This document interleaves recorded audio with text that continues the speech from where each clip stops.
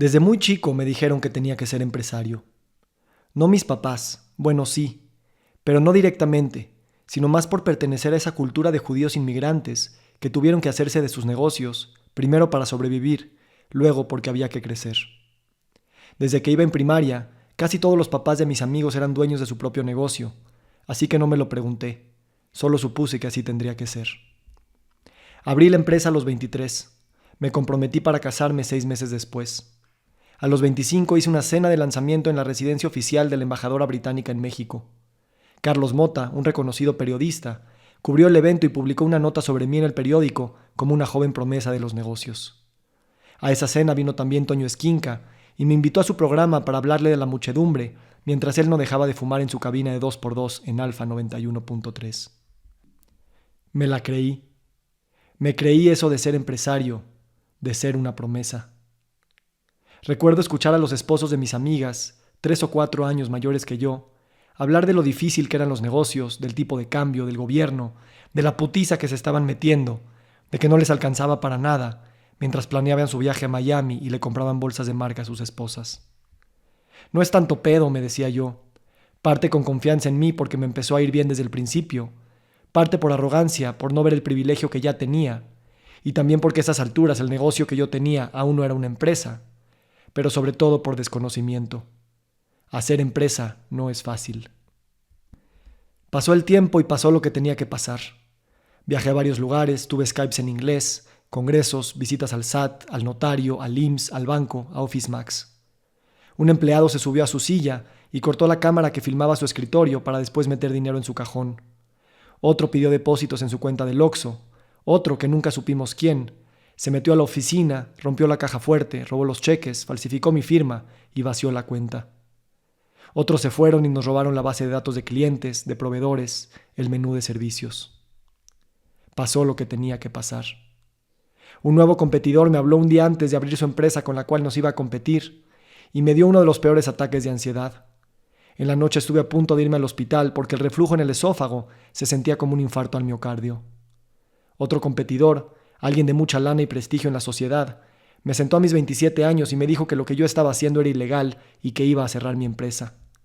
Saliendo de esa junta tenía yo un masaje agendado que no cancelé, y me acuerdo que la masajista, al ver cómo me contorsionaba durante el masaje, percibió que algo muy macabro estaba sucediendo en mi interior, como si un alacrán de 20 patas me estuviera comiendo por dentro.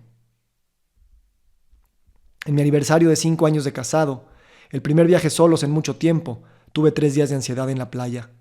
No me sabía ni el tequila, ni el sexo, ni la comida, ni el amor. Otro día, aterrizando en Nueva York para otra oportunidad de viaje solos, apenas permitió el piloto prender el teléfono, me entró una llamada que decía que la empresa que representaba estaba a punto de tronar. Unos meses después, el inversionista que la rescató en ese entonces se echaba para atrás y me informaba por Skype un lunes a las 10 de la mañana que en 2 días la empresa cesaría de operar, ahora sí de verdad. Miles de clientes iban a quedar sin una empresa que se hiciera cargo del servicio que les habíamos prometido. Aún noto mi sistema nervioso prenderse cuando camino en las calles aledañas a la oficina, donde pasé largas horas en el teléfono o en silencio, contemplando el abismo. Aún me encuentro gente en la recepción del edificio o en el elevador y trato de ver si es personal de Cofepris que viene a inspeccionar nuestro espacio o a ponernos una multa. A veces, nada más al ver que tengo un mensaje de voz de alguien de la oficina, me pongo en zona 3 cardiovascular. Mis primeros años como empresario o emprendedor, o tal vez solo como jefe de un pequeño grupo de personas, era yo una persona hermética. No confiaba en nadie, no confiaba en mí, no confiaba en la vida. Todas mis ansiedades me las llevé para adentro, mantuve gente en el equipo por miedo a confrontar su salida, les grité en juntas y los humillé en frente de los demás, y con los que me caían bien me la pasaba platicando, sin exigirles números, horarios, responsabilidades de verdad. Después, con mi trabajo interno, me volví más abierto, más confiado, y me enfoqué en buscar buenas relaciones en el equipo. Hice de terapeuta, de sanador, y si bien es un enfoque que me gusta mucho más, aún me faltó ver que yo era también causa de los problemas entre las personas. Al ponerme de mediador, generaba yo un triángulo de flujo de información, a veces de chismes o de desahogos, en vez de posibilitar que cada persona aprendiera a relacionarse de forma franca y directa. Cuando el mediador está implicado en el resultado de lo que quiere mediar, sus miedos hacen que deje de ser un mediador y se vuelva otra pieza que complica el rompecabezas. Además, y esto es algo que aún me aqueja, No aprendí a hacer planes. Nunca hice estructuras, reglas, procesos, por lo que cada nuevo problema era atribuido a una falta de actitud o de ganas de las personas, en vez de una responsabilidad empresarial por acomodar las cosas en su lugar para que no se cayeran a cada rato. Mi justificación era que la gente no quería, pero realmente no había de mí una dirección clara. Mi miedo inherente y constante, aquel que empezó al escuchar a los esposos de mis amigas decir que los negocios eran difíciles, se refrendó cada vez que pasaba algo delicado y yo no sabía a dónde acomodarlo. El miedo me hizo salir de muchas crisis, o más bien de bajones, pero después se volvió el modus vivendi y el modus operandi del líder, y por lo tanto de su equipo. El enfoque era la sobrevivencia, llegar a la quincena. El enfoque era correr de lo incómodo, tanto para los problemas pasajeros, como de lo incómodo de realmente sentarme a planear, a estructurar y a atreverme a diseñar el futuro, en vez de solo reaccionar al presente. Algo que aún me cuesta trabajo creer es que tengo 16 años llevando los números de la empresa con el mismo Excel que empecé a usar cuando yo era el único empleado. La empresa creció, los productos, los clientes, los proyectos, y yo me quedé con la misma forma de costear y cuantificar todo. Miedo a ver la verdad, a pensar en el futuro, a soltar el control, a hacerme cargo de que hay cosas que no sé hacer. Una imagen para ilustrarlo. Mi primera contratación no sucedió porque el candidato de 35 años, 10 años mayor que yo, alto, guapo, con un maletín de visitador médico que me hablaba de tablas de desempeño, de estratificación del target, de materiales de venta, era demasiado para mí. Le dije que lo llamaría y nunca lo hice. Esa intimidación, esa idea de no ser suficiente, se quedó. Se quedó en que nunca armé un consejo de administración que pudiera criticarme. Se quedó en muchas cosas más. Pero hoy me siento fuerte. Hoy estoy cambiando el miedo por amor, o por esperanza, o por confianza, o por esa serie de emociones que me hacen sentir que todo va a salir bien. Porque a pesar de todas esas cosas que tenían que pasar, o más bien, gracias a todas esas cosas que pasaron, hoy estoy aquí y todo ha salido bien. Pero tengo que decir la verdad antes de aventarme a ese amor y confianza.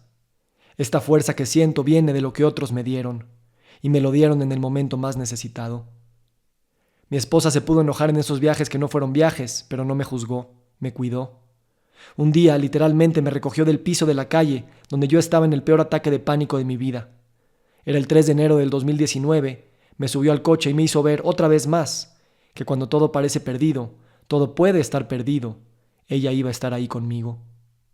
O Gaby, en otro momento, que de hecho había renunciado unos días antes porque no estaba segura de qué hacer con su vida. Entró a mi oficina donde yo llevaba días encerrado viendo videos de ajedrez porque no sabía dónde poner mi ansiedad. Y me dijo con palabras, con actos, con la fuerza del equipo que reunió en ese espacio de guerra, que nada estaba perdido, que yo no estaba solo y que juntos íbamos a levantarnos. Gaby sigue aquí más de media década después. Las personas de ese cuarto, de varios cuartos que tuvimos similares después de grandes problemas, siguen aquí. Alberto, Itzel, Norma, Julio, Jonathan y tantos más. A veces yo les doy la fuerza, pero cuando la pierdo, ellos son los que me la dan. Hace una semana surgió un conflicto en la empresa muy similar a otros del pasado. Realmente no importa el caso particular porque lo que quiero decir y hacer aplica para todo tipo de problema. Me volqué a las mismas ideas, emociones y desconfianzas de siempre. Casi me dio un ataque de ansiedad. O sí, mejor decirlo, sí me dio un ataque de ansiedad hecho y derecho, porque mientras recogía a mis hijas de una fiesta de cumpleaños y los papás de sus amigas me venían a platicar, yo me fui al baño al menos 5 veces en menos de 30 minutos para respirar y mover mi cuerpo. Luego, enfrente de la mamá de una amiga de mi hija, le grité a mi esposa. Ataque de ansiedad hecho y derecho. Por suerte o porque así es la vida, como se me ha comprobado miles de veces, a los pocos días un hombre me habló de entrar a la vida desde el corazón. Me lo dijo con el corazón más que con palabras. Y con solo esa invitación me di cuenta otra vez que estaba pensando en la empresa, en ese conflicto, en cada una de las personas implicadas, de esos miedos añejos que simulan ser nuevos. Esta vez es diferente, me dice el miedo cada vez que me visita, pero el corazón sabe que es el mismo miedo de siempre. El miedo dice, eres el mismo, las cosas son las mismas, la gente no cambia. El amor dice, siempre hay opciones y no es igual que antes.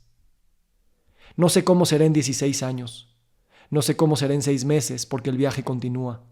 Esta es una pausa de reflexión, de resignificar, de perdón inclusive, así como de sanación. Pero no la tengo resuelta. Soy empresario porque estoy en el proceso y no se termina de estar en él. No se termina de ser el proceso. Mi mayor deseo para mí y para mi empresa es que notemos el miedo cada vez que nos visite, que le demos su espacio y luego podamos decidir desde lo desconocido para lo desconocido, desde un lugar de mayor presencia. A los 24 años, cuando no sabía nada, pero se veían éxitos desde afuera, me nominaron a un premio que se llamaba Entrepreneur of the Year. Me tomaron fotos y me invitaron al Hotel Four Seasons a la premiación. No gané. Hoy no ganaría tampoco, pero siempre soy el emprendedor del año, porque siempre estoy emprendiendo en ese año en particular. Lo legal se aprende, lo fiscal se aprende, lo comercial se aprende, lo técnico se aprende, o se contrata a gente que lo sepa hacer. Pero la navegación emocional no se aprende, es decir, no se controla. Depende de cada día, de cada año, de cada minuto inclusive, para poder tocarme el corazón o la parte del cuerpo que sea que me recuerde que no estoy solo y que por mucho, siempre, tengo mucho más de lo que creo haber perdido. Ahí es donde ocurren las buenas ideas, ahí es donde ocurren las buenas personas, ahí es donde ocurren los buenos proyectos. Agradecerle al miedo que me ha hecho el empresario y que mañana seré otro.